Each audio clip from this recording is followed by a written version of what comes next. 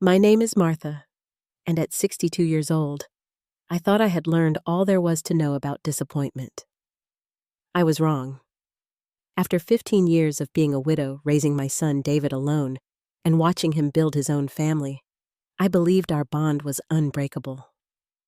Every summer, we took our traditional trip to Lake Tahoe, a tradition that started when my late husband George was still with us. This year felt different, though. The phone calls were shorter, the visits less frequent, and when David finally sat me down in my own kitchen, the words that came out of his mouth shattered something inside me that I didn't even know could break. Before I share what happened next, let me know in the comments where you're watching from. And please hit that like button and subscribe for more real-life stories that will touch your heart. The morning sun streamed through the lace curtains of my Sacramento home, illuminating the dust motes that danced in the warm California air. I had been up since 5:30, just like every morning for the past 40 years. Old habits die hard, George used to say. He would have been 71 this year if the heart attack hadn't taken him when David was barely 20. I moved through my morning routine with the precision of someone who had done these same tasks thousands of times. Coffee first black with just a hint of sugar. Then I would walk through each room of our modest 3-bedroom ranch house, straightening pictures and adjusting throw pillows that didn't really need adjusting. It was in these quiet moments that I felt George's presence most strongly. The living room still held his favorite leather recliner worn smooth on the armrests, where his hands had rested during countless evenings watching the evening news. I kept his reading glasses on the side table, along with the bookmarks still marking his place in a Tom Clancy novel he would never finish. People told me I should pack these things away, that it wasn't healthy to live in a shrine. But this wasn't a shrine. It was our home, and George was still part of it. David had grown up in this house, learned to ride his bike on this very street, brought his first girlfriend home to meet us when he was 16. I had pictures documenting every milestone scattered throughout the house. His high school graduation, his college degree, his wedding day to Sarah 5 years ago, and then the births of my 2 precious grandchildren, Emma and Jake. The changes in our relationship had been so gradual that I barely noticed them at first. After George died, David called every day, sometimes twice. He would stop by after work, staying for dinner and helping with small repairs around the house. We were a team bound together by grief and love, and the shared responsibility of keeping George's memory alive. But then Sarah came along. I liked her well enough at first. She was pretty and ambitious, working as a marketing executive for a tech company in downtown Sacramento. She made David happy, and that was enough for me. The wedding was beautiful, held in her parents' backyard in Davis, with white roses and twinkling lights strung through the oak trees. The first crack in our foundation appeared about 2 years into their marriage. The daily phone calls became every other day, then twice a week, then only on Sundays. David's visits grew shorter, and Sarah rarely came inside when they did stop by. She would wait in the car, scrolling through her phone while David made his obligatory check on his mother. I told myself this was natural. Married couples needed their space, their own traditions. When Emma was born, followed 18 months later by Jake, I understood even more. They were busy building their lives, and I was proud of the man David had become. He was a good father, patient, and loving with his children in ways that reminded me so much of George.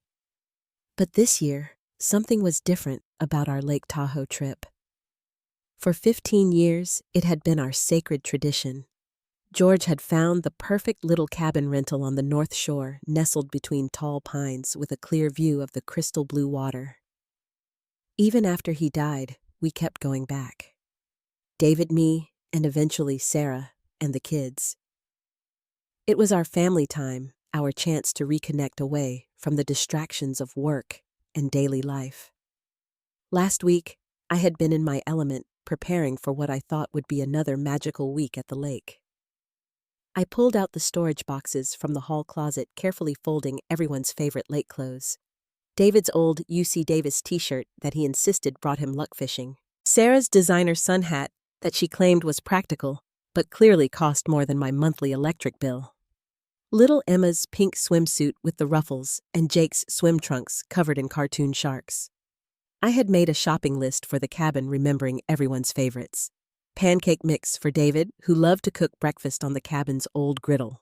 Organic everything for Sarah, who was particular about what the children ate. And of course, all the ingredients for s'mores, because what was a lake vacation without sticky fingers and chocolate-smeared faces around the campfire? Mrs. Peterson from next door had stopped by while I was loading grocery bags into my old Honda Civic. Margaret Peterson was 78 and had been widowed even longer than me. She lived vicariously through my family stories, and I always made sure to bring her back something small from our trips. "All ready for Lake Tahoe, dear?" she had asked, her eyes twinkling behind wire-rimmed glasses. "Just about," I replied, lifting a bag filled with sunscreen and bug spray. "David should be here any minute to help me load everything into their SUV." "That boy is so good to you," she said, and I had nodded in agreement. At that moment, I still believed it was true, but when David called that evening, there was something in his voice that made my stomach clench with worry. He spoke carefully the way people do when they're rehearsing words they don't want to say. "Mom, I need to come by tonight. We need to talk about tomorrow." "Of course, sweetheart. Dinner will be ready at 6. "Actually, I can't stay long. Sarah's got the kids at soccer practice, and I need to be back to help with bedtime." Another small rejection so subtle that most people wouldn't have noticed. But I was David's mother, and I had been cataloging these tiny withdrawals for months now. Still, I pushed the worry aside and spent the afternoon preparing his favorite meal pot roast with carrots and potatoes, the same recipe I had used when he was 8 years old, and going through what George called his picky eating phase. David arrived at exactly 6:15, 15 minutes later than he had promised. Through the front window, I watched him sit in his car for a long moment, his hands gripping the steering wheel. Even from a distance, I could see the tension in his shoulders, the way he took several deep breaths before finally opening the car door. "Smells amazing in here, Mom," he said as he stepped through the front door, but his smile didn't reach his eyes. He looked tired, older somehow than his 35 years. There were lines around his eyes that hadn't been there at Christmas, and his dark hair was showing the first hints of gray at the temples. I hugged him tightly, breathing in the familiar scent of his cologne, mixed with the faint smell of coffee that always clung to his work clothes. He was an accountant for a mid-sized firm downtown, methodical, and careful in everything he did, just like his father had been. "Sit down, honey. Everything's almost ready." I bustled around the kitchen, serving up generous portions of the pot roast and pouring him a glass of the sweet tea he had loved since childhood. But David barely touched his food, pushing the carrots around his plate in a way that reminded me of when he was 7 and trying to avoid eating his vegetables. "David, what's wrong?" I finally asked, unable to stand the pretense any longer. "You've barely said 2 words since you got here." He set down his fork and ran both hands through his hair, a gesture I recognized from his childhood whenever he was in trouble or trying to work up the courage to tell me something difficult. "Mom, about tomorrow." "What about it?" "The cabin's all booked. I've got everyone's clothes packed, and I picked up those special graham crackers Jake loves for s'mores." "That's just it. The thing is," he paused, staring down at his untouched plate, "Sarah and I have been talking, and we think maybe this year should be different." A cold knot formed in my stomach. "Different how?" "Well, you know how small that cabin is, and with Emma getting bigger and Jake going through that phase where he needs his own space." I waited, knowing there was more coming, dreading what I might hear. "The truth is, Mom, we think it might be better if it was just the 4 of us this time. You know, immediate family." The words hit me like a physical blow. Immediate family. As if David's mother, the woman who had raised him single-handedly for the last 15 years of his life, was somehow not immediate enough. "I see," I managed to say, though my voice sounded strange and far away to my own ears. "It's not personal, Mom. It's just that Sarah thinks, well, we both think, That maybe you're getting a little too old for these long trips. All that driving, sleeping in an unfamiliar place, keeping up with the kids' energy. Maybe it would be better if you just stayed home this time. Watch the house, water the plants. Make sure everything's secure while we're gone. Too old. The words echoed in my mind like a death sentence.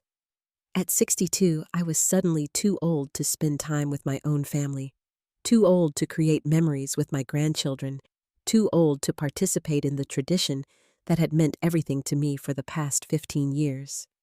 I looked across the table at my son, this man I had sacrificed everything for, and saw a stranger. Where was the little boy who used to crawl into my bed during thunderstorms? Where was the teenager who brought me dandelions on Mother's Day because he'd spent his allowance on baseball cards? Where was the young man who had held my hand at his father's funeral and promised he would always take care of me? Mom, did you hear what I said? I heard every word, David. I heard that my own son thinks I'm too old and burdensome to be included in family activities. I heard that my daughter-in-law has successfully convinced you that I'm more of a liability than a loved one. I heard that the woman who gave birth to you, raised you, supported you through every triumph and failure of your life, is now considered excess baggage. But what I said was simply, I understand. The relief on David's face was almost more hurtful than his original words. He actually smiled as if I had just made his life infinitely easier. I knew you'd understand, Mom. You've always been so reasonable about these things. And hey, maybe next year we can all go together again. This is just a one-time thing. Next year. As if there were any guarantee that next year would be different, that Sarah's opinion of me would somehow improve with time, that my son would magically rediscover his backbone and stand up for his mother. David finished his dinner in record time, suddenly animated now that the difficult conversation was over. He talked about work, about the kids' activities, about anything except the bomb he had just dropped in the middle of my kitchen. By 7:30, he was kissing my cheek goodbye and heading back to his perfect little family, leaving me alone with the remnants of a meal neither of us had really eaten. I stood at the kitchen window and watched his taillights disappear around the corner, then slowly walked through my house, turning off lights and locking doors with the mechanical precision of someone going through the motions of living. The suitcase I had packed for Lake Tahoe sat by the front door like an accusation filled with clothes I wouldn't wear and hopes I wouldn't fulfill. In my bedroom, I caught sight of myself in the full-length mirror that had reflected my image for over 20 years. When had I become this person? When had I become someone who could be so easily dismissed, so readily set aside? My brown hair was more gray than brown now, and there were lines around my eyes that spoke of decades of laughter and worry in equal measure. But I wasn't decrepit. I wasn't senile or infirm. I was just a woman who had been told by her only child that she was too old to matter anymore. Sleep eluded me completely that night. I lay in the king-size bed that had felt too big ever since George died, staring at the ceiling and listening to the familiar sounds of my house settling around me. The refrigerator hummed in the kitchen. The old oak tree outside my window creaked gently in the summer breeze. Somewhere down the street, a dog barked twice and fell silent again. But louder than any of these sounds were David's words playing on an endless loop in my mind. Too old to travel with us. As if 62 was ancient, as if I was some doddering old woman who couldn't be trusted to pack her own suitcase or remember to take her medications. I thought about George and how he would have reacted to David's pronouncement. George had been a gentle man, but he had a spine of steel when it came to protecting the people he loved. He never would have let anyone, not even our own son, treat me with such casual dismissal. But George was gone, and I was learning that the protection I thought his love had provided had died with him. At some point during those long, dark hours, I made my way to George's side of the bed and pulled his pillow against my chest. It still smelled faintly of his aftershave, even after all these years. I allowed myself to cry, then really cry for the first time since David had left. I cried for the family vacation that wasn't going to happen. I cried for the grandchildren who wouldn't have their grandmother's stories and songs during the long evenings at the lake. But mostly, I cried for the realization that I had become invisible in my own family. When the tears finally stopped, I felt strangely empty, as if something essential had drained out of me, along with the salt water that had soaked George's pillowcase. I got up and walked to the kitchen, where I made a cup of tea, and sat at the table where David had delivered his verdict just a few hours earlier. That's when I heard the unmistakable sound of David's SUV starting up in the driveway next door. I glanced at the clock on the microwave. 5:47 a.m.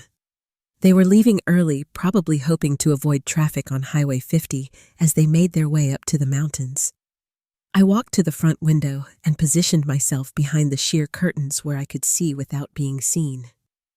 David was loading the last of their suitcases into the back of his silver Toyota Highlander, while Sarah corralled the kids into their car seats. 8-year-old Emma, with her mother's blonde hair and her father's brown eyes, was clutching her favorite stuffed animal, a purple unicorn named Princess Sparkle. 6-year-old Jake, dark-haired and serious like David had been at that age, was already absorbed in a handheld video game. As David closed the rear hatch, Emma looked directly at my house. Even from this distance, I could see the confusion in her little face. She said something to her mother, pointing toward my front door. Sarah's response was quick and sharp, though I couldn't make out the words. Emma's shoulders slumped, and she turned away from my house. Jake, apparently oblivious to the drama, never looked up from his game. But as David walked around to the driver's side, he paused and stared directly at my living room window. For a moment, I thought he might come over, might change his mind, might remember that I was his mother and that I had been looking forward to this trip for months. Instead, he raised his hand in a small, guilty wave, got into his car, and backed out of the driveway. The SUV disappeared down Elm Street, taking my family toward a week of memories that I wouldn't be part of, conversations I wouldn't hear, and moments I wouldn't share. I stood there, long after the sound of their engine had faded, feeling more alone than I had ever felt in my life. The house around me, which had been filled with such warmth and anticipation just 24 hours earlier, now felt like a mausoleum, a place where old dreams went to die. But somewhere in that darkness, something else began to stir. It wasn't anger exactly, though anger was certainly part of it. It wasn't hurt, though. The hurt was nearly overwhelming. It was something I hadn't felt in years, something I had almost forgotten I was capable of feeling. It was defiance. I walked to the kitchen and opened the drawer where I kept important papers. Buried beneath warranties and insurance policies and old tax returns, I found what I was looking for. Eleanor's business card from the Community Center Book Club, the one she had given me 3 months ago, with a handwritten note on the back. "Call me when you're ready for an adventure, Martha. Life is too short to play it safe." Eleanor Martinez was 68 years old, a retired high school English teacher whose husband had died 2 years before George. She was everything I wasn't: bold, spontaneous, and completely unafraid of what other people thought about her. She traveled constantly, often with a group of women she called her Golden Girls, and she had been gently encouraging me for months to join them on one of their trips. I had always declined making excuses about not wanting to leave the house unattended, or not having enough money, or simply not being the kind of person who traveled with a group of near strangers. But as I stood in my kitchen at 6:15 in the morning, wearing the same nightgown I had owned for 10 years and surrounded by the debris of a life that suddenly felt too small, those excuses seemed as outdated as everything else about my existence. I picked up my phone and dialed Eleanor's number before I could change my mind. "Eleanor, it's Martha Johnson from Book Club. I know it's early, but I was wondering, that Europe trip you mentioned last month, is there still room for one more?" The silence on the other end of the phone lasted just long enough for me to wonder if I had completely lost my mind. Then Eleanor's voice came through warm and delighted and completely awake despite the early hour. "Martha Johnson, you beautiful, surprising woman. Of course there's room. We're leaving in 10 days for a 12-day tour through Paris, Rome, and Barcelona. I was just about to call the travel agent and confirm our final numbers. This is perfect timing." "I don't know the first thing about international travel," I said, suddenly overwhelmed by what I was contemplating. "I haven't been on a plane in over 15 years, and I've never been outside the United States." "Honey, that's exactly why you need to do this. You think any of us knew what we were doing the first time Betty threw up on the plane to London? Joan got lost in the Paris metro for 3 hours, and Rose accidentally ordered cow tongue at a restaurant in Madrid because she couldn't read the menu. But those are the stories we laugh about now, the ones that make the trips memorable." I found myself smiling for the first time in 12 hours. How much would something like this cost? $4,800 per person, all-inclusive, except for meals and shopping money. I know it sounds like a lot, but Martha, when was the last time you spent money on yourself? Really spent money. I mean, not just buying groceries or paying bills. She was right. Since George died, I had been living like a monk, hoarding money for emergencies that never came, and saving for a future that was looking increasingly lonely. I had over $40,000 in my savings account money that had been accumulating from George's life insurance and pension payments and my own careful budgeting. What was I saving it for? To leave to David, who clearly didn't need or want anything from me except my absence. "Can I think about it and call you back?" I asked. "Of course you can think about it, but don't think too long. We need to confirm flights and hotels by Friday, and that's only 3 days away. Promise me you'll really consider this, Martha. You're younger than all of us, except Rose. You're in better shape than most women half your age, and frankly, you need this more than anyone I know." After I hung up, I walked through my house with new eyes. The furniture was all chosen by George and me together, over 30 years ago, back when we thought we had forever to enjoy it. The walls were covered with pictures of David at various ages, family portraits that documented holidays and birthdays, and ordinary Tuesday afternoons that had somehow become precious in retrospect. But when was the last time a new picture had been added to this gallery? When was the last time I had done something worth photographing, worth remembering, worth celebrating? I made a pot of coffee and sat down at my computer, the one David had helped me buy 3 years ago, and taught me to use with the patience of a man who loved his technologically challenged mother. Google became my best friend over the next 2 hours as I researched European tours for senior citizens, read reviews of Paris hotels, and looked at hundreds of photographs of places I had only seen in movies. The Eiffel Tower gleaming gold in the afternoon sun. The Colosseum in Rome, ancient and magnificent, and somehow eternal.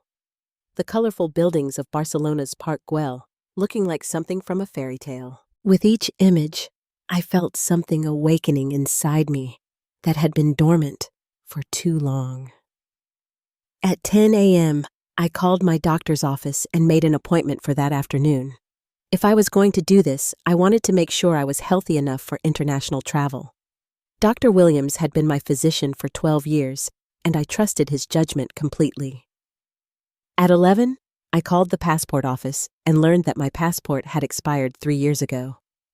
But there was an expedited service available for an additional fee, and if I could get my paperwork submitted by Wednesday, I could have a new passport by the following Tuesday.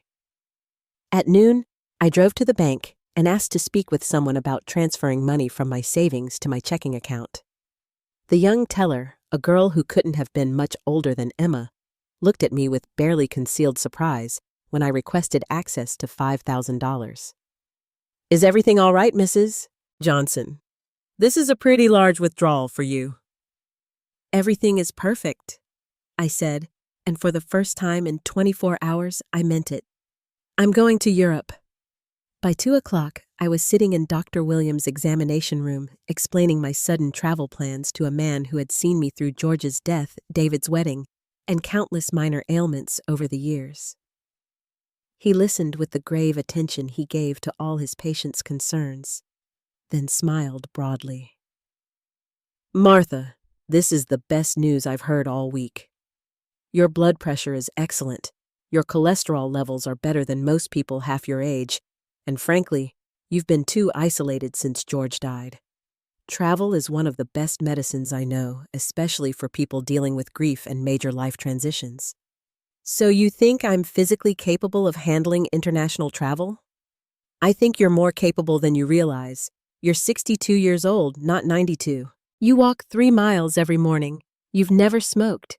You drink maybe 2 glasses of wine a month, and your last physical showed you to be in remarkable health for a woman your age.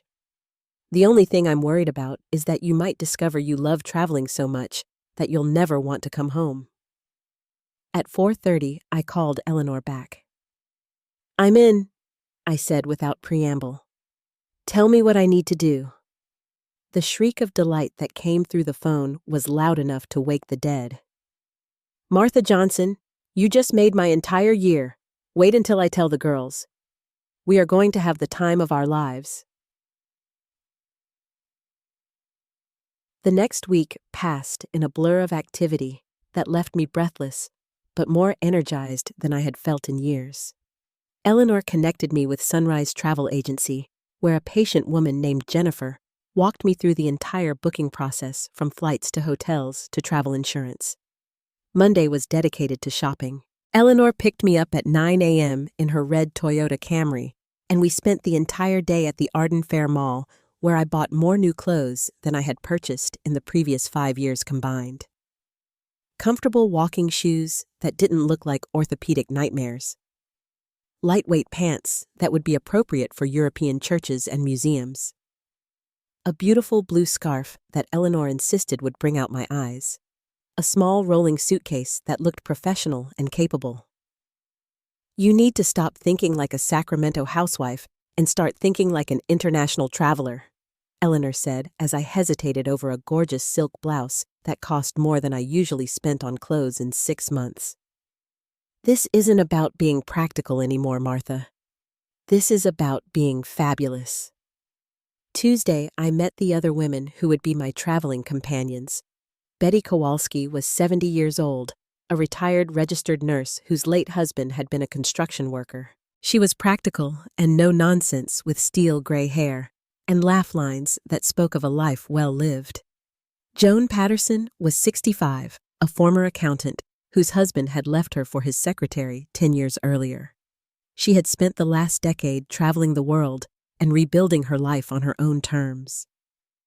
Rose Chin was 63, a retired secretary whose children lived in Seattle and rarely visited. She was quiet and observant with a wicked sense of humor that emerged once you got to know her.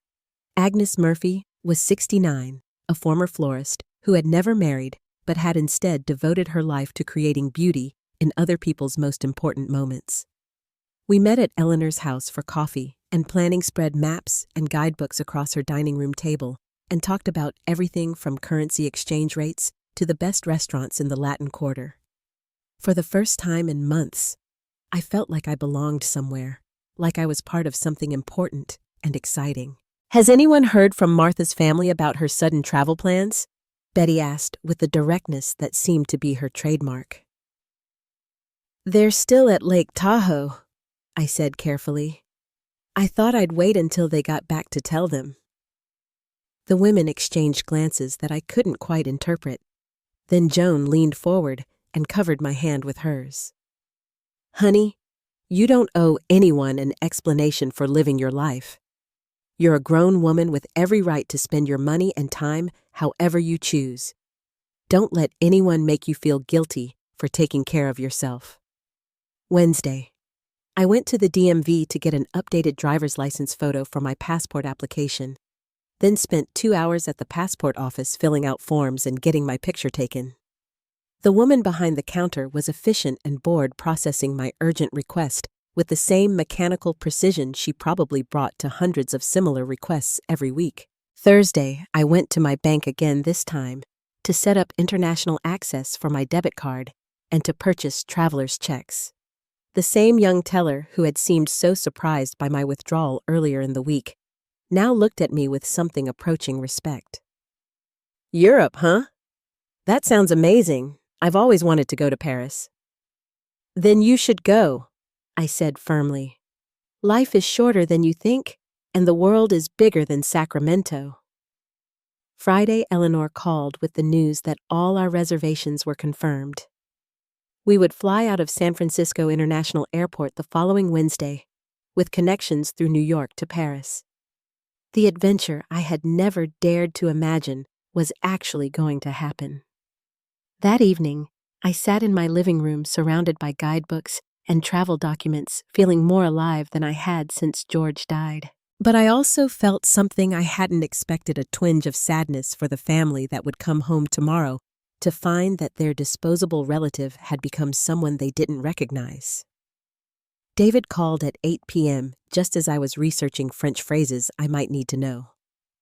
Hi, Mom. How are you holding up? I know this week has been hard with us being gone. The assumption in his voice that I had spent the week pining for their return, sitting by my phone, waiting for their calls, existing in the same suspended animation he had left me in, sparked something rebellious in my chest. Actually, David, I've been quite busy. How's the lake? It's good, but the weather hasn't been great. Rain 2 days out of 4, and the kids are getting a little stir-crazy. Emma keeps asking where you are, and Jake drew you a picture that he wants to give you when we get back.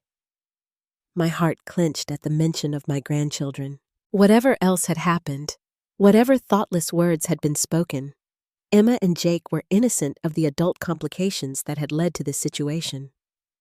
That's sweet of him. Tell him I can't wait to see it. Mom, I've been thinking about last week about what I said.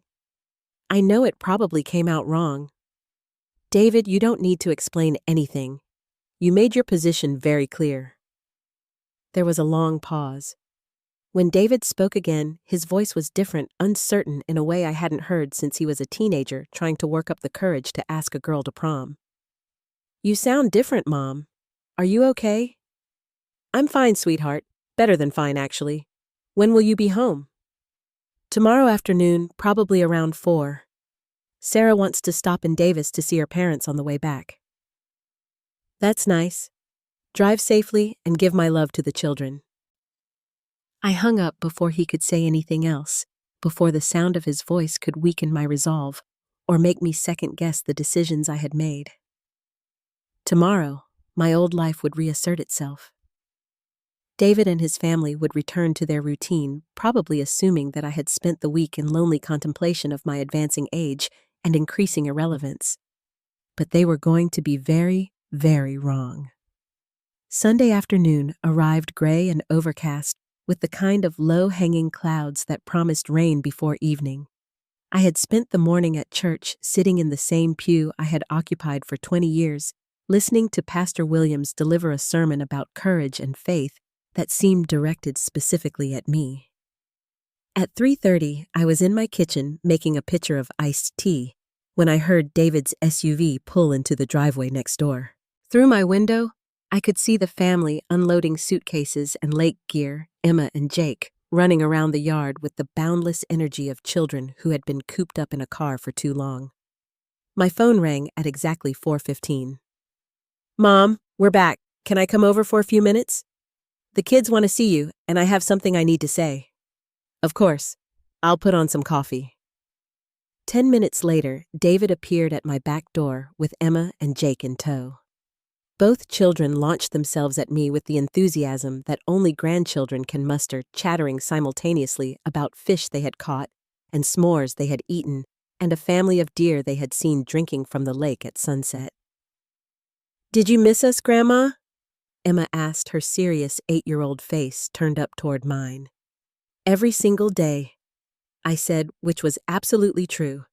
Missing them and being angry at their father were two entirely separate emotions that could coexist in the same heart. Jake pressed a folded piece of construction paper into my hands.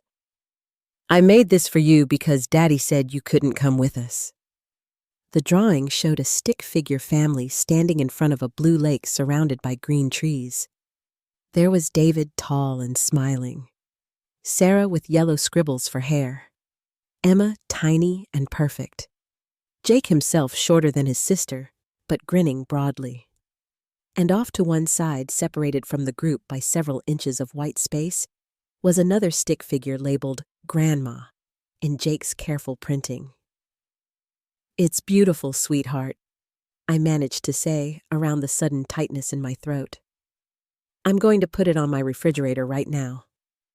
While I was hanging Jake's artwork with refrigerator magnets, David sent the children outside to play in my backyard. When we were alone, he turned to face me with an expression I recognized from his childhood. The look of a little boy who knew he had done something wrong and was hoping against hope that he could make it right. "Mom, I owe you an apology. A big one." I poured coffee into 2 mugs and sat down across from him at the kitchen table. "What for, David?" "You know what for. The things I said about you being too old to travel with us.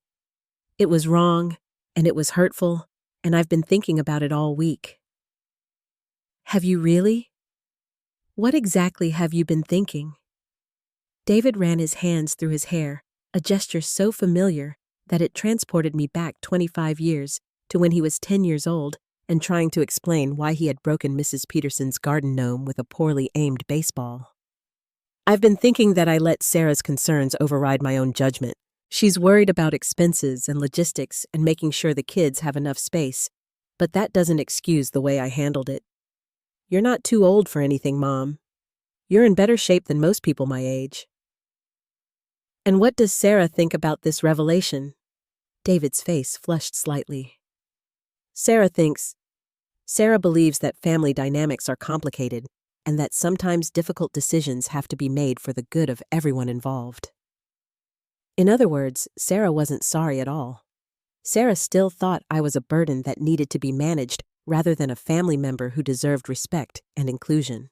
And David, despite his pretty words and obvious guilt, wasn't strong enough to stand up to his wife on behalf of his mother. "I see," I said calmly. "And what do you think should happen now?" "I think we should start planning next year's trip right now. All of us together, just like it used to be. I'll talk to Sarah about finding a bigger cabin, maybe one with an extra bedroom so everyone has more space." Next year.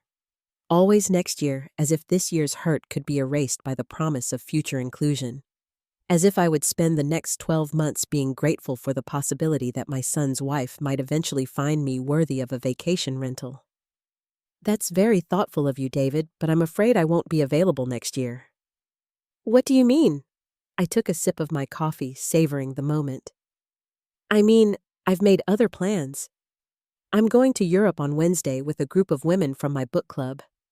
Paris, Rome, and Barcelona. 12 days of international travel for someone who is apparently too old for a long weekend at Lake Tahoe." The expression on David's face was worth every dollar I was spending on airfare. His mouth actually fell open, and for several seconds he seemed incapable of speech. "Europe. Mom, you've never even been on a plane by yourself, let alone to another country. Are you sure this is safe? Do you know these women well enough to travel with them? What if something happens and you need help?" There it was, the assumption that I was too fragile, too inexperienced, too fundamentally incompetent to navigate the world without his protection. The same assumption that had led him to conclude I was too old for family vacations, but apparently not too old to sit alone in my house watching other people's belongings. "David, I managed to raise you for 18 years, survive your father's death, and take care of myself for the past 15 years, without any major catastrophes. I think I can handle a guided tour of Western Europe." "But Mom, this is so sudden, so unlike you." "Maybe that's the problem. Maybe I've been too much like the old me for too long." Outside, I could hear Emma and Jake playing on the swing set that George had built when David was their age. Their laughter drifted through the screen door like music, reminding me of all the summer afternoons when my own children had filled this yard with the same joyful noise. "When did you decide this?" David asked weakly. "Last Sunday morning, about an hour after you left for Lake Tahoe. I realized that if I'm too old to create new memories with my family, then I'm certainly not too old to create new memories with people who actually want my company." David winced, as if I had slapped him. Mom, that's not fair. We want your company. Do you, David? Because from where I'm sitting, it seems like you want me to want your company. You want me to be grateful for whatever scraps of attention you're willing to throw my way, and you want me to ask for so little that I never become inconvenient. But you don't actually want to spend time with me. If you did, we wouldn't be having this conversation. The back door opened, and Emma bounced in her cheeks, flushed from running around in the warm afternoon air. Grandma, can we have popsicles? Jake says you have the good kind in your freezer. Of course, sweetheart. As I got up to retrieve frozen treats for my grandchildren, I caught David staring at me with an expression I couldn't quite identify. It might have been admiration. It might have been concern. It might have been the dawning realization that his mother was not the predictable, manageable woman he thought he knew. 20 minutes later, after popsicles had been consumed and sticky fingers had been cleaned, David gathered his children and prepared to leave. At the back door, he turned to face me one more time. Mom, I hope you know what you're doing. So do I, David, but I'd rather make my own mistakes than live my life according to other people's limitations. That evening, as I finalized my packing and reviewed my travel itinerary one last time, I felt something I hadn't experienced in years, the electric anticipation of someone standing on the threshold of genuine adventure. In 3 days, I would be walking the streets of Paris, eating breakfast in sidewalk cafes, and discovering parts of myself that had been buried under decades of routine and responsibility. David's SUV was dark, and I knew the family was probably settling into their regular Sunday night routine baths for the children's school clothes laid out for Monday morning, the comfortable rhythms of suburban family life. It was a good life, the kind of life I had once lived myself. But it wasn't the only kind of life, and it certainly wasn't the kind of life I wanted to finish with. Wednesday morning dawned clear and bright, with the kind of crisp September air that promised autumn was just around the corner. I was awake at 4 a.m., too excited to sleep, double and triple checking my passport and boarding passes and making sure I had packed everything on Eleanor's comprehensive travel checklist. Eleanor arrived at my house at 6:30 sharp, her red Camry loaded with luggage and her face glowing with anticipation. She looked like someone heading off to the adventure of a lifetime, which I supposed she was. We all were. Ready for this, Martha? I've never been more ready for anything in my life. The drive to San Francisco International Airport took 2 hours through increasingly heavy traffic, but I barely noticed. Eleanor and I talked steadily about everything and nothing, the books we planned to read on the plane, the restaurants we wanted to try in Paris, the museums that were at the top of our must-see lists. At the airport, we met up with the rest of our group, Betty, Joan, Rose, and Agnes, all looking slightly nervous but determined. We checked our bags, made our way through security, and found ourselves at gate 84B with 2 hours to kill before our flight to New York. That's when my phone rang. David's name appeared on the caller ID, and, for a moment, I considered not answering. But maternal instinct is hard to overcome, and I found myself accepting the call, despite my better judgment. Mom, where are you? I stopped by the house and you're not there. Your car's gone, and Mrs. Peterson said she saw you leave with suitcases this morning. I'm at the airport, David. I told you I was leaving for Europe today. I know you said that, but I didn't think you were serious. Mom, this is crazy. You can't just fly off to Europe with a bunch of strangers. Around me, my new friends were pretending not to listen to my conversation, but I could see the supportive expressions on their faces. These women understood what it meant to be underestimated by your own family, to be treated as if your dreams and desires were somehow less valid because of your age or marital status. They're not strangers, David. They're my friends, and I'm not asking for your permission. But Mom, what if something happens? What if you get sick or lost or... Then I'll handle it the same way I've been handling things for the past 15 years. David, I love you, and I love Emma and Jake, but I am not going to spend the rest of my life waiting for other people to decide whether I'm worth including. There was a long silence on the other end of the line. When David spoke again, his voice was small and uncertain. I never meant to make you feel like that. I know you didn't, but that doesn't change the fact that you did. Will you call me when you get to Paris, just so I know you're safe? I'll send you postcards. Take care of yourself, David. Give my love to the children. I hung up and turned to find 5 pairs of eyes watching me with expressions ranging from concern to admiration. Everything okay? Eleanor asked gently. Everything's perfect, I said, and this time, I really meant it. Our flight was called a few minutes later, and as I settled into my window seat and watched Sacramento disappear beneath the clouds, I felt something I hadn't experienced since I was Emma's age, the pure, uncomplicated joy of someone embarking on their first real adventure. The woman sitting next to me was probably close to my age, traveling alone with a thick guidebook about Italian art tucked into her carry-on bag.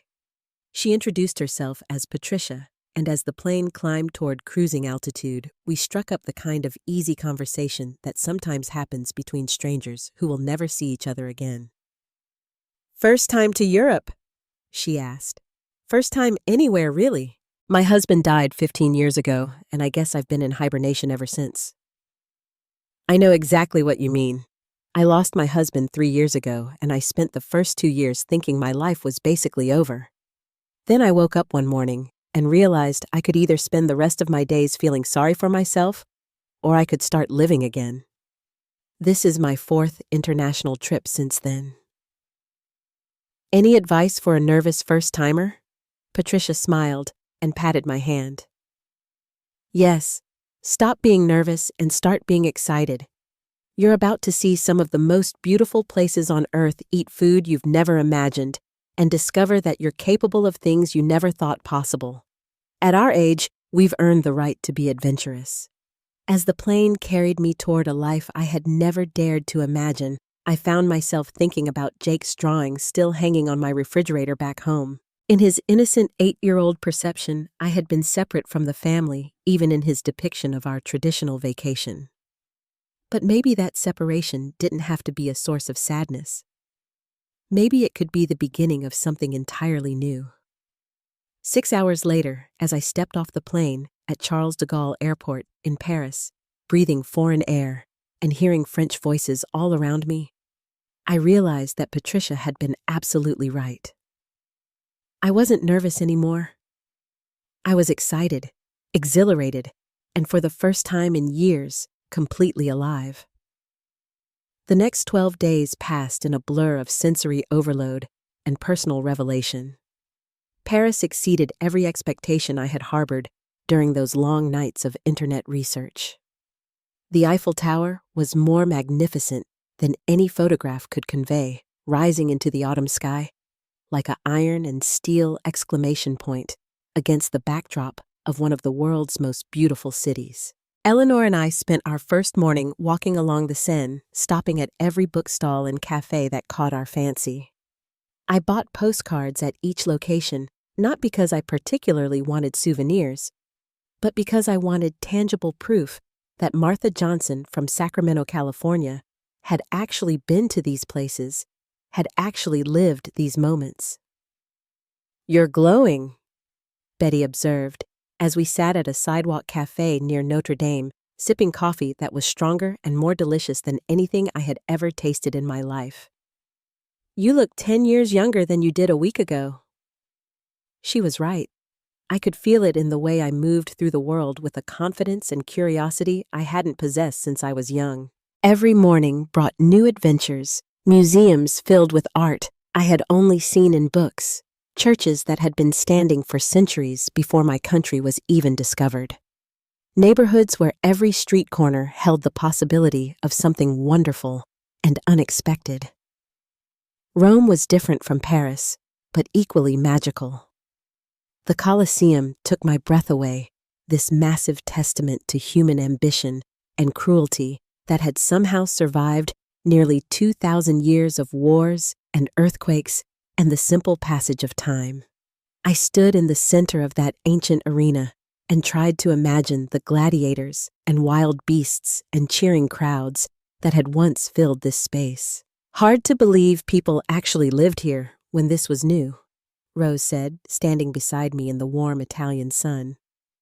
Makes our problems seem pretty small in comparison. On our fourth day in Rome, while the others were napping at the hotel, I decided to explore the city on my own. It was a small act of rebellion against the group mentality that had governed most of my adult life, and it felt both terrifying and liberating.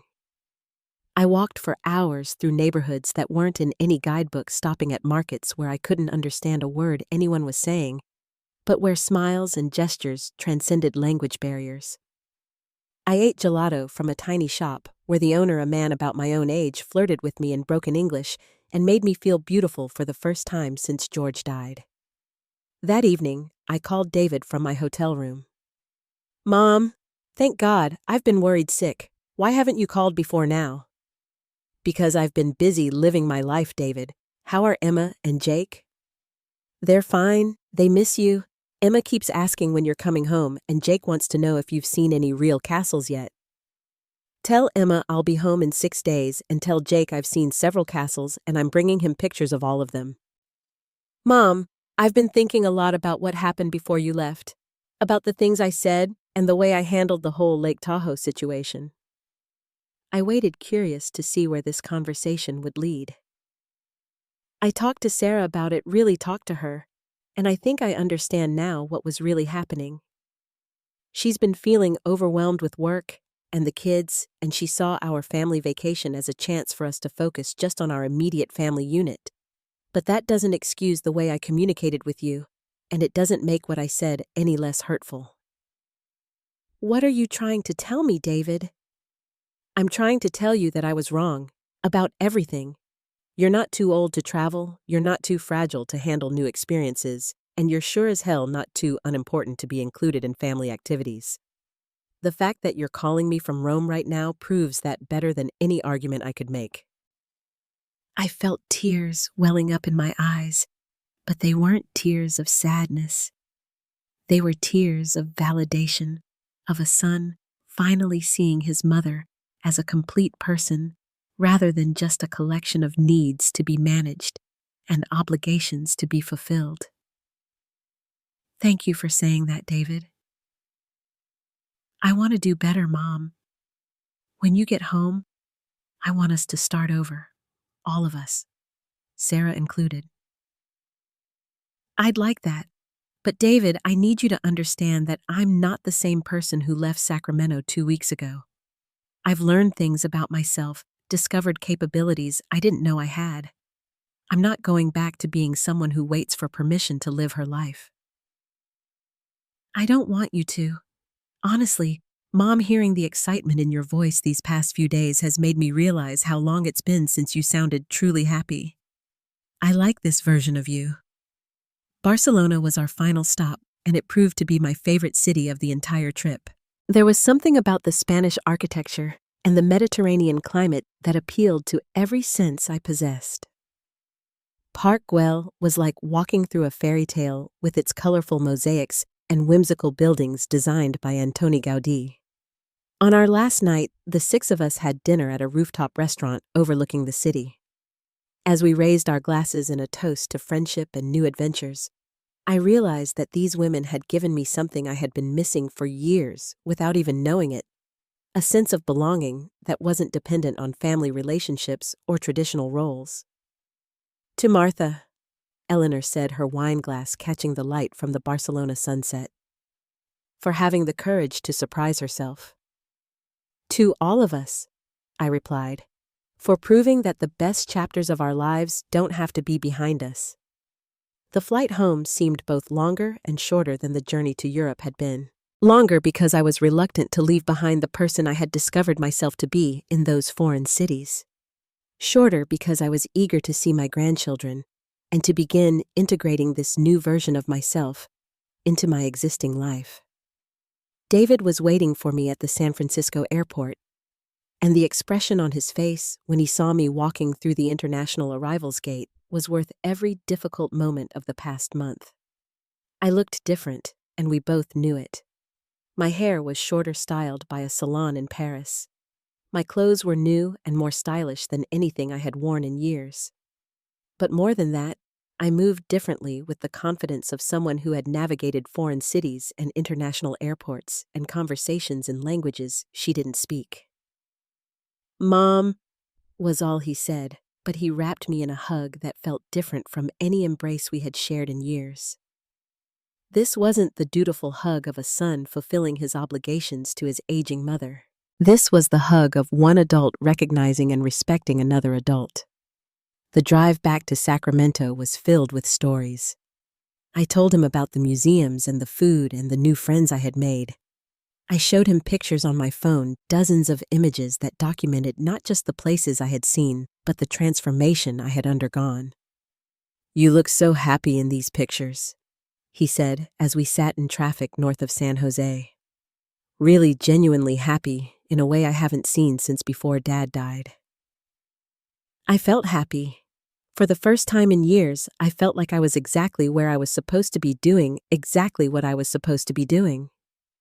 When we pulled into my driveway, Emma and Jake came running out of David's house next door, launching themselves at me with the enthusiasm I remembered from before our family dynamics had become so complicated. They wanted to hear every detail of my adventure, to see every photograph, to examine every small souvenir I had brought back for them. "Grandma, did you really eat snails in France?" Emma asked, her 8-year-old face wrinkled with disgust and fascination. "I did, and they were delicious. Sometimes the most wonderful experiences come from trying things that seem scary at first." Sarah emerged from the house more slowly, and I could see the uncertainty in her face. She knew that something had changed, that the dynamic she had worked so hard to establish was no longer in effect. But to her credit, she seemed determined to make an effort. "Martha, you look wonderful. The trip obviously agreed with you." "Thank you, Sarah. It was exactly what I needed." "The kids have missed you so much. Emma wrote you a letter every day while you were gone, and Jake built you a castle out of blocks that he's been guarding like a security system." That evening, after my family had returned to their house, and I was alone with my suitcases and my memories, I walked through my home with fresh eyes. The furniture looked the same. The photographs on the walls were unchanged, but somehow, everything felt different. This was still my sanctuary, but it was no longer my prison. I unpacked slowly, savoring each item as I returned it to its proper place. The scarves I had bought in Paris. The leather journal from Rome where I had written down my thoughts each evening. The small ceramic tile from Barcelona that would remind me forever of the moment I had realized that adventure was not age-dependent. My phone rang just as I was hanging up the last of my travel clothes. Eleanor's name appeared on the caller ID. "Welcome home, world traveler. How does it feel to be back in Sacramento?" Good and strange at the same time.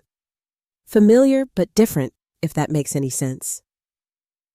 Perfect sense. That's exactly how I felt after my first international trip. You realize that home is still home, but you're not the same person who left. "Eleanor, I want to thank you for pushing me to do this. If you hadn't been so persistent, I would have spent the rest of my life wondering what I was missing." "Honey, you don't need to thank me. You're the one who had the courage to step outside your comfort zone. I just opened a door that you were already ready to walk through." After we hung up, I made myself a cup of tea and sat in my living room, surrounded by the evidence of my ordinary life, but filled with the memories of an extraordinary experience. Tomorrow, I would grocery shop and do laundry and return to the routines that had governed my existence for the past 15 years. But I would do those things as someone who had proven to herself that ordinary was a choice, not a sentence. A soft knock at my back door interrupted my reflections. David stood on my porch, looking uncertain but determined. "Can I come in, Mom? There are some things I need to say." David accepted the cup of coffee I offered him and sat across from me at the kitchen table, where we had shared so many conversations over the years. But this felt different, weighted with the kind of importance that comes when people are finally ready to speak honestly about difficult truths.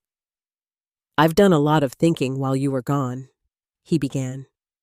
"About the kind of son I've been, the kind of husband I am, and the kind of father I want to be to Emma and Jake." I sipped my coffee and waited, knowing that whatever he was about to say had been carefully considered during the 2 weeks of my absence.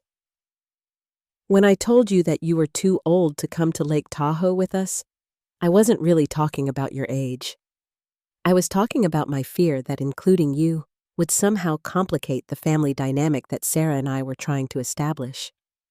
I was trying to protect what I thought was our nuclear family, but I was actually destroying our extended family in the process." "What changed your mind?" "Watching the kids while you were gone. Emma cried herself to sleep 3 nights in a row because she missed you, and Jake kept asking why Grandma had to go so far away to have fun. They don't see you as someone who complicates their lives, Mom. They see you as someone who enriches their lives, someone whose stories and attention and love make their world bigger and more interesting." David paused, running his hands through his hair in the familiar gesture that took me back to his childhood. "And then there were the pictures you posted on Facebook from your trip. Every single one of them showed a woman who was vibrantly alive, engaged with the world, curious about new experiences. I realized that the person I was trying to protect my family from was actually the person I wanted my children to become: adventurous, open-minded, willing to step outside their comfort zone." "What does Sarah think about this revelation?" "Sarah thinks I'm right. She's been doing some soul-searching too, and she's come to realize that her desire to control our family environment was actually impoverishing it. She wants to apologize to you herself, but she's embarrassed about the role she played in all of this." I felt a flutter of surprise. Sarah had never struck me as someone capable of admitting error, let alone feeling embarrassed about her behavior. "She's welcome to talk to me whenever she's ready. But David, I need you to understand that I'm not the same person I was when I left. I'm not going to go back to being someone who waits for invitations to live her life or asks permission to pursue her interests. I don't want you to go back. I want you to keep being exactly who you've become. And I want Emma and Jake to see that aging doesn't mean diminishing, that getting older can actually mean getting braver and more interesting." We talked for another hour about practical things, the next family vacation holiday plans, the standing dinner invitation I was extending to have them over every Sunday evening. But underlying all of these logistical discussions was a new foundation of mutual respect that had been missing from our relationship for far too long. After David left, I sat in my quiet house and thought about the journey I had taken over the past month.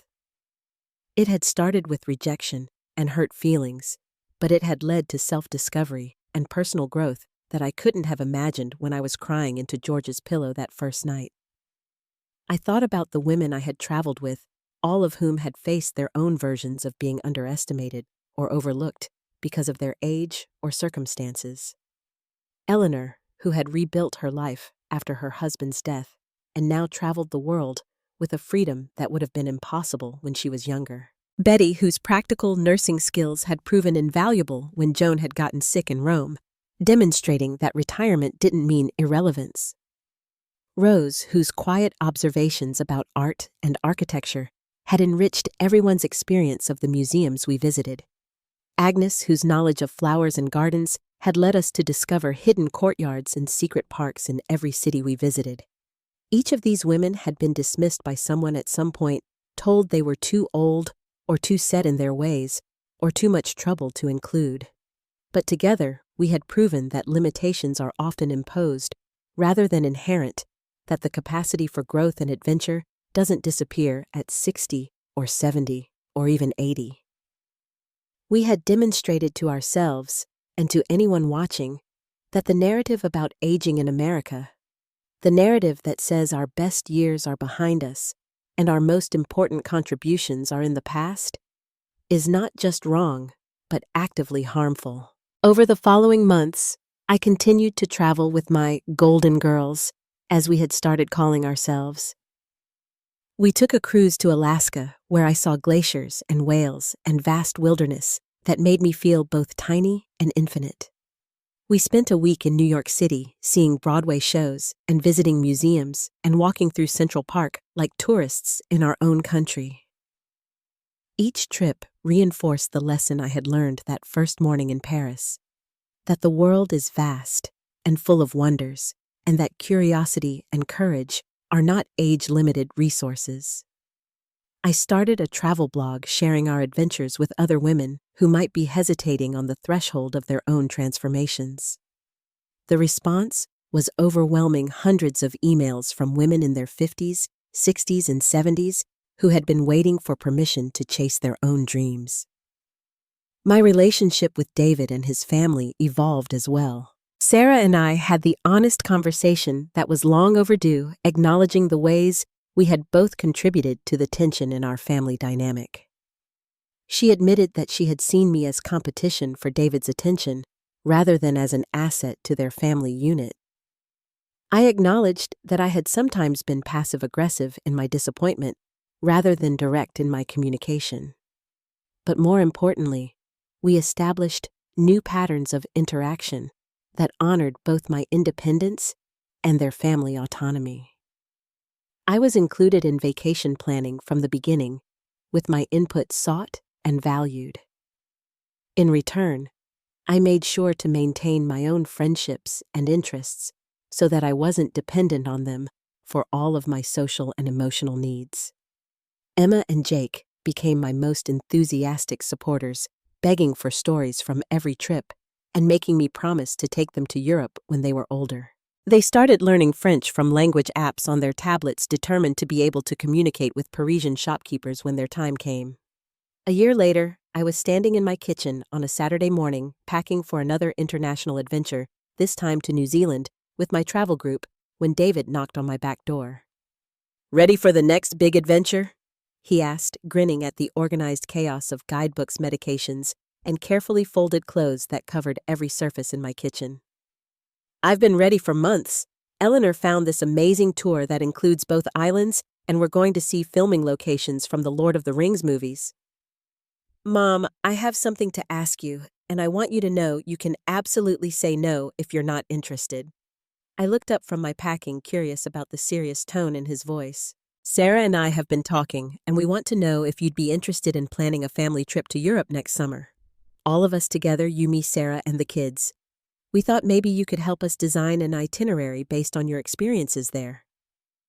The offer hung in the air between us, loaded with implications about trust and respect, and the ways families can evolve and heal. A year earlier, I would have jumped at the chance, grateful for any inclusion in their plans. Now I considered the proposal from a position of strength rather than need. "I'd love that," I said finally. "But only if everyone really wants me there, not just because you think it's the right thing to do." "Mom, Emma has been planning this trip in her head since you got back from your first European adventure. She has a notebook where she writes down all the places she wants to see based on your stories. And Jake has decided he wants to be an international travel photographer when he grows up, inspired by all the pictures you've shown them." "What about Sarah?" "Sarah was the one who suggested it. She said she wants the kids to have the experience of traveling with their grandmother while they're still young enough to remember it forever." I felt tears prick the corners of my eyes, not from sadness this time, but from the profound satisfaction of knowing that the person I had become was someone my family actually wanted to spend time with. "Then yes, I would love to help plan a family trip to Europe." As David left to share the good news with Sarah and the children, I returned to my packing with a heart that felt fuller than it had in years. The suitcase in front of me contained clothes that would take me to the other side of the world, to landscapes and experiences I was still brave enough to pursue at 63 years old. But more than that, it represented a life that had been reclaimed and rebuilt on my own terms. I was no longer someone who waited for other people to define her worth, or determine her possibilities. I was someone who understood that every stage of life contained the potential for growth, adventure, and joy, if you were courageous enough to claim them. The phone rang, and Eleanor's voice bubbled through the speaker with her characteristic enthusiasm. "Martha, are you packed? Betty just called from the airport, and Joan is already checked in for our flight. This is going to be our best trip yet." "I'm almost ready. And Eleanor, thank you." "For what this time?" "For showing me that the most important journey I could take was the one that led me back to myself." As I zipped up my suitcase and took one last look around my house, I thought about the woman who had stood in this same kitchen 13 months ago, crying over the casual cruelty of being told she was too old to matter. That woman felt like a stranger to me now, someone I remembered fondly, but no longer recognized as myself. The woman I had become understood something that the woman I had been never could have imagined, that age is just a number, but dignity is everything. That no one has the right to put limitations on your dreams, not even the people who claim to love you. That sometimes the most devastating rejections lead to the most liberating discoveries. And most importantly, that it's never too late to surprise yourself. Standing in my kitchen, surrounded by the evidence of a life well lived and adventures yet to come, I smiled at the reflection in my window. Tomorrow, I would be walking through the mountains of New Zealand, breathing air that had never touched my lungs before, seeing landscapes that existed nowhere else on Earth. But tonight, I was exactly where I belonged, in my own home, in my own skin, in my own life, lived entirely on my own terms. Sometimes the best journey begins the moment someone tells you that you're too old to take it. The question isn't whether you're too old, it's whether you're brave enough to prove them wrong. And I had been brave enough. At 63, I had finally learned that the most beautiful destinations are not found on any map, they're found in the courage to keep discovering who you're capable of becoming. Have you ever been told you were too old for something that your heart truly wanted to do? I'd love to hear your stories in the comments below. And if this story inspired you to take your own leap of faith, please hit that like button and share this video with someone who might need to hear that it's never too late to start living boldly. Don't forget to subscribe for more real-life stories about finding strength in unexpected places and discovering that our most powerful chapters can be written at any age. Thank you for letting me share my journey with you.